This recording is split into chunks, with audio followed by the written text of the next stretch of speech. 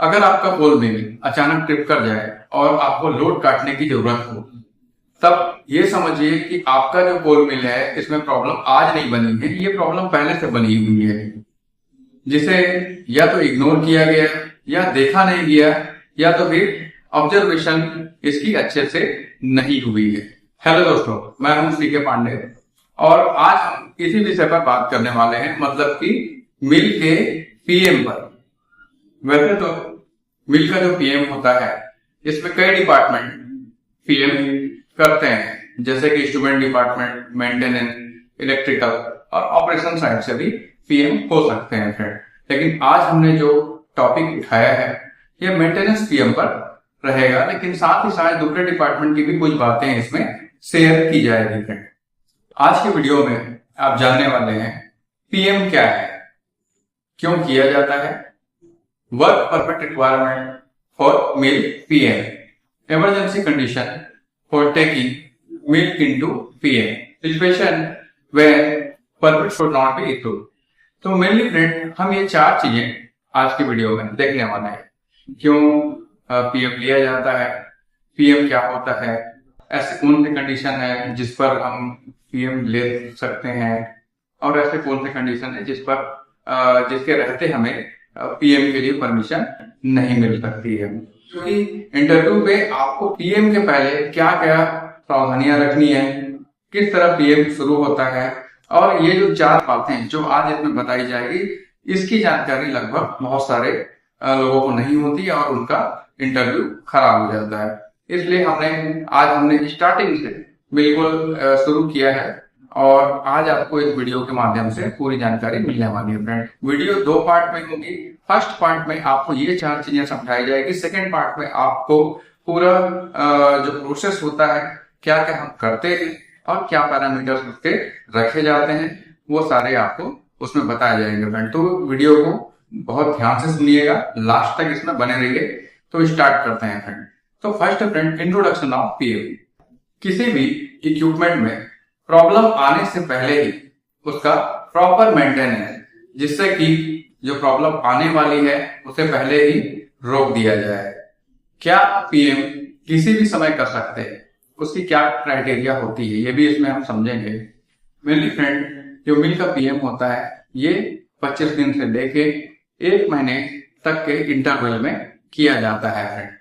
लेकिन कभी कभी कुछ ऐसी इमरजेंसी कंडीशन भी होती हैं जिनके कारण हमें इसको रीशेड्यूल करना पड़ता है और पीएम को आगे बढ़ाना या पीछे कम करना भी हो सकता है फ्रेंड। अब सेकेंडली में वर्क परमिट रिक्वायरमेंट।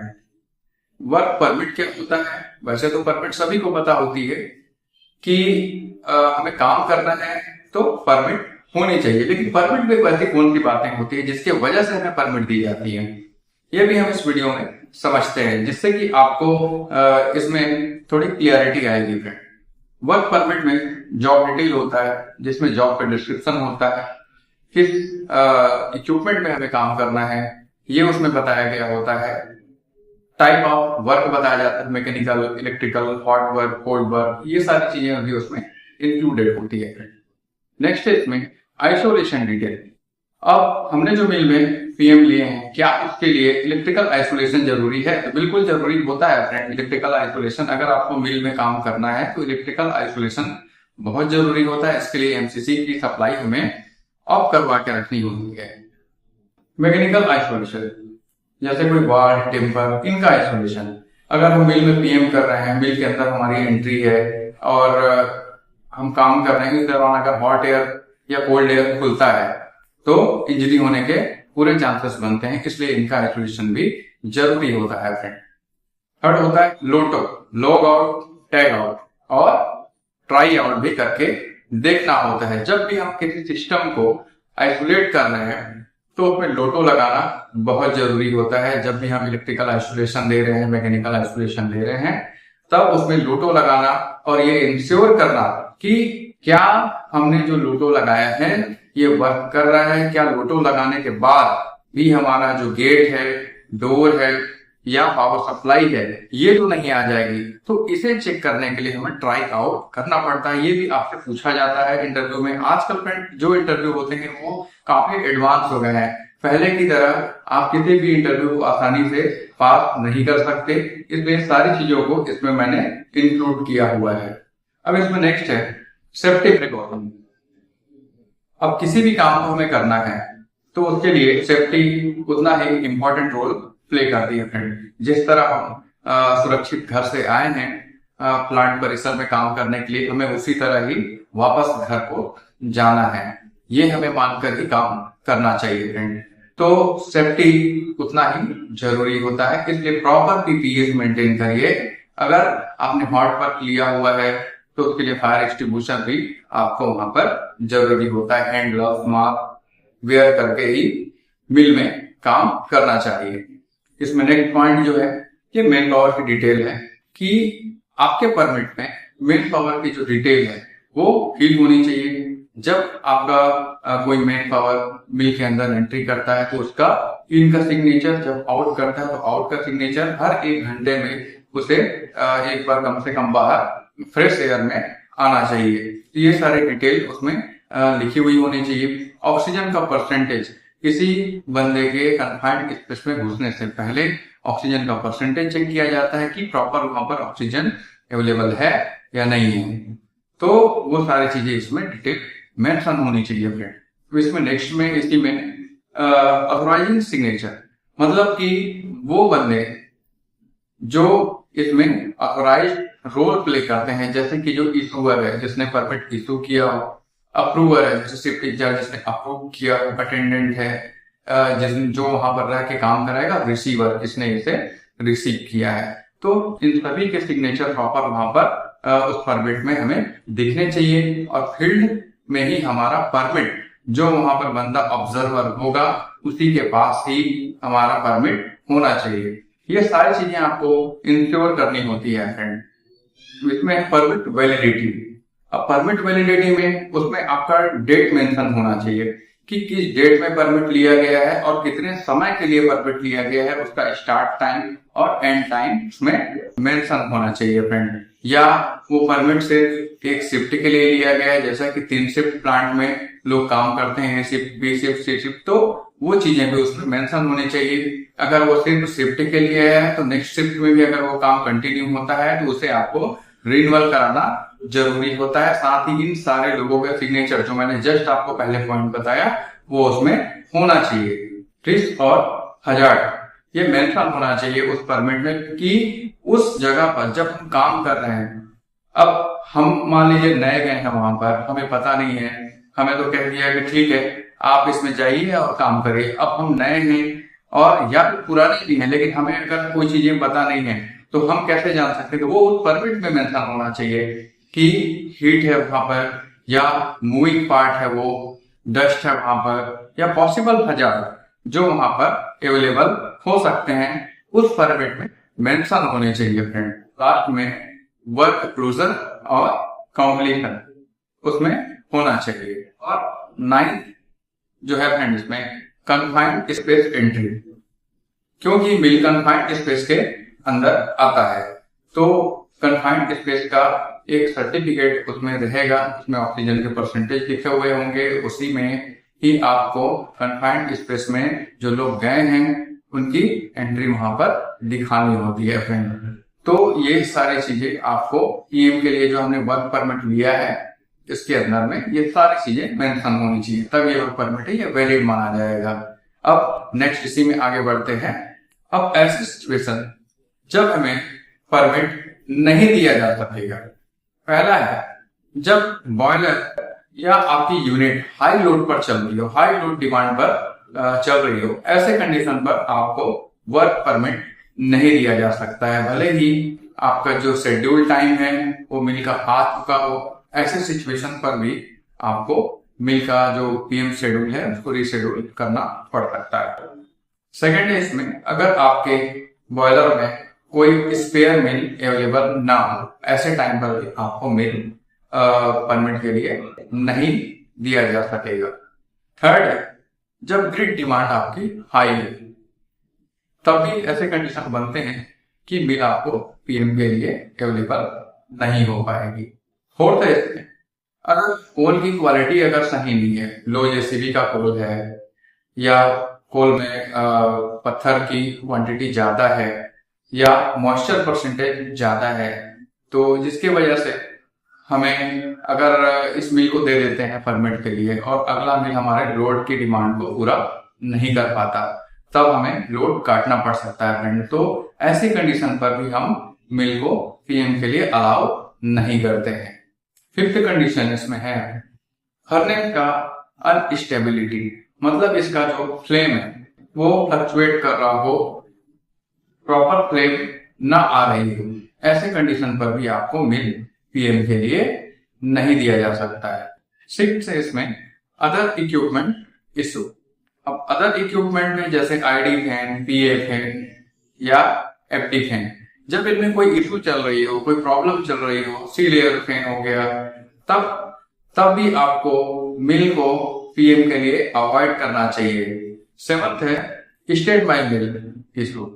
अगर आपके लिए कोई स्टैंड बाय मिल अवेलेबल ना हो या किसी और मिल में भी कोई प्रॉब्लम चल रही हो या किसी और मिल में कोई पीएम चल रहा हो या कोई प्रॉब्लम तुरंत में आ गई हो, तो ऐसे कंडीशन पर भी आपको जो मिल स्टैंड बाय है उसे पीएम के लिए नहीं लेना चाहिए।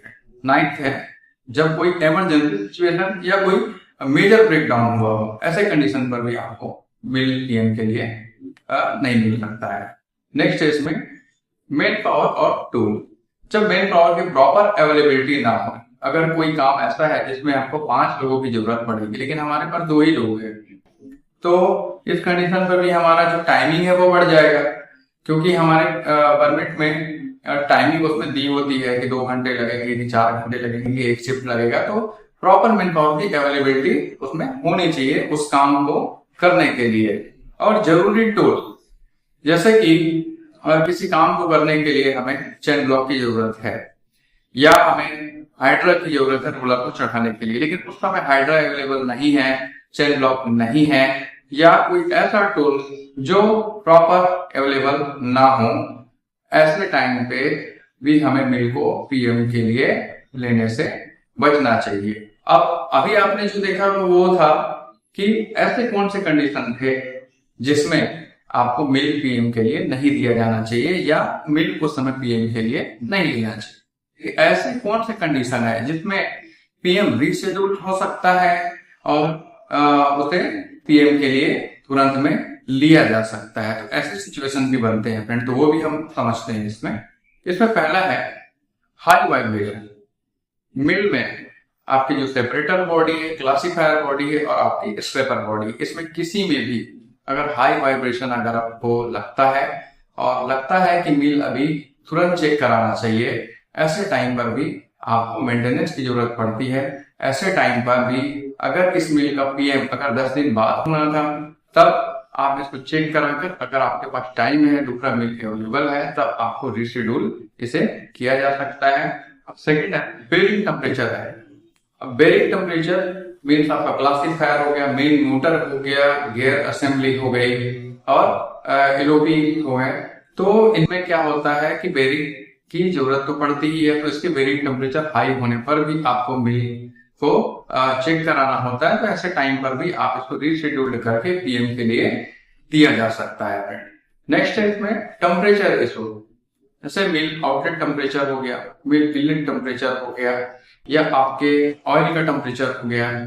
तो किसी भी मतलब मिल में कोई भी टेम्परेचर इशू अगर आता है, तब भी आपको मिल पीएम को रीशेड्यूल किया जा सकता है और आप उसको मेंटेनेंस में दे सकते हैं। नेक्स्ट होता है एबनॉर्मल साउंड। मिल में आपका क्लासीफायर, गियर बॉक्स, मोटर, आपकी separator body, roller zone, classifier area, main motor और आपके एलओपी, इनमें किसी में भी एबनॉर्मल साउंड अगर आपको महसूस होती है, ऑब्जर्व होती है, तब आपको रीशेड्यूल करके पीएम के लिए इसको दे सकते हैं। नेक्स्ट है मिल का करंट। अगर आपका मिल का करंट फ्लक्चुएट कर रहा है, ऐसे कंडीशन पर भी आप इसे चेक करा सकते हैं। क्लासीफायर और मेन मोटर, इसमें करंट इशू अगर प्रॉब्लम कर रही है, अगर ये फ्लक्चुएट कर रहा है, बीएफडी आपके प्रॉपर वर्क नहीं कर रही है, ऐसे कंडीशन पर भी आप इसको चेक करा सकते हैं।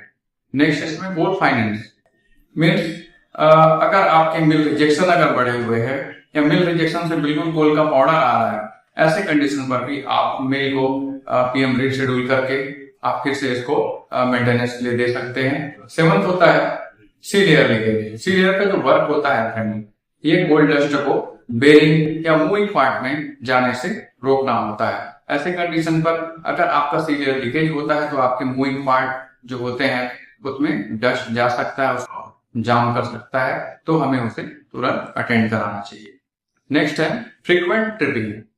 अगर मिल फ्रीक्वेंटली ट्रिप कर रहा है, बार बार ट्रिप कर रहा है, तब ऐसे टाइम पर भी हम इसको पीएम रीशेड्यूल कर सकते हैं और पीएम को आगे या पीछे किया जा सकता है, क्योंकि ये तुरंत में अगर ऐसी प्रॉब्लम आई है तो उसको चेक किया जा सकता है। नेक्स्ट है लुब्रिकेशन इशू। अगर ऑयल का लेवल कम है तो ऑयल टॉपअप कर सकते हैं। वैसे तो ऑयल टॉपअप के लिए हमें मिल को बंद करने की जरूरत नहीं होती है, लेकिन जब हमारा मिल चल रहा होता है तब हमें प्रॉपर मेजरमेंट नहीं मिल पाता कि हमको कितना ऑयल डालना है, क्योंकि जब मिल चल रहा होता है तो बहुत सारे जो ऑयल होते हैं वो गियर बॉक्स की तरफ चलते रहते हैं, वो सर्कुलेट होते रहते हैं। और जब मिल बंद होता है और जब एलओपी हम बंद करते हैं तब हमारा जो ऑयल होता है वो टैंक में आ जाता है। तब ऐसे टाइम पर भी हमें जो ऑयल का लेवल होता है ये टैंक से ओवरफ्लो ना कर जाए, इसके लिए हमें मिल को बंद करके ही ऑयल टॉप अप करना चाहिए। लेकिन ये कंडीशन बेस्ड होता है फ्रेंड। इसमें नेक्स्ट है क्लासीफायर। क्लासीफायर इसमें 2-3 तरह के यूज होते हैं मिल में। तो जो डायनेमिक क्लासीफायर होते हैं जो रोटेट करते हैं, इसमें गियर बॉक्स भी होता है, मोटर भी होता है और साथ में एक बेल्ट होता है जो मोटर टू गियर बॉक्स के बीच में होता है जो इसको घुमाता है। तो इसमें अगर किसी में भी प्रॉब्लम आता है, अगर साउंड हो, वाइब्रेशन हो, या बेल्ट अगर फट गया हो, या गियर बॉक्स में ऑयल का प्रॉब्लम हो, या हैवी कोल लीकेज हो, इस जगह से हैवी कोल लीकेज होता है क्योंकि यहाँ पर भी एक सीलिंग सिस्टम होता है, 2 सील लगे होते हैं, एक लोअर सील होता है, एक टॉप सील होता है। तो सील जब कट जाता है तब भी यहाँ से हैवी कोल लीकेज होता है फ्रेंड। तो ऐसे कंडीशन पर भी हमें पीएम को रीशेड्यूल किया जा सकता है, क्योंकि ये जो प्रॉब्लम होता है ये काफी ज्यादा टाइम कंज्यूमिंग होता है फ्रेंड। तो पीएम हमें रीशेड्यूल ऐसे टाइम पर कर सकते हैं, मेंटेनेंस इसकी करा सकते हैं। इसमें नेक्स्ट है फीडर बेल्ट। फ्रेंड जब हम मिल का पीएम लेते हैं तो साथ ही हमें फीडर का भी मिल जाता है। तो कभी कभी ऐसा होता है कि फीडर का हमको परमिट ना मिले क्योंकि मिल में कुछ ऐसा काम हो रहा हो और हमें बेल्ट भी चलाना हो या बेल्ट में पोल हो, तो नीचे काम कर रहे वर्कर के ऊपर गिर सकता है, इंजीनियर के ऊपर गिर सकता है। तो कभी कभी हमें फीडर का पीएम साथ में नहीं मिलता, और लेकिन जनरली फीडर और मिल का जो पीएम होता है ये एक साथ ही होता है फ्रेंड।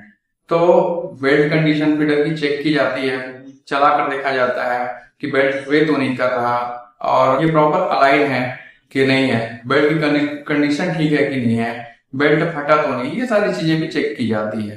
फीडर के सी लेयर इशू हो सकते हैं, अगर सी लेयर में कोई लीकेज हो गया, कोई वाल्व ऑपरेट ना हो रहा हो, ऐसे टाइम पर भी हमें, क्योंकि सीलिंग बहुत जरूरी होती है फ्रेंड, अगर सीलिंग ना हो तो जो हमारा मिल का हॉट एयर होगा ये फीडर के रास्ते बंकर तक जाने लगेगा, बंकर में क्योंकि कोर भरा हुआ होता है। फीडर के मेन मोटर्स और सीओसी मोटर्स और गियर बॉक्स, इनमें जो बेरिंग होते हैं और इनके जो रोलर्स के बेरिंग होते हैं, ये अगर इनमें कोई साउंड आ रहा हो, कोई वाइब्रेशन बन रहा हो, तब इसे तुरंत चेक कराने के लिए भी हम पीएम रीशेड्यूल कर सकते हैं।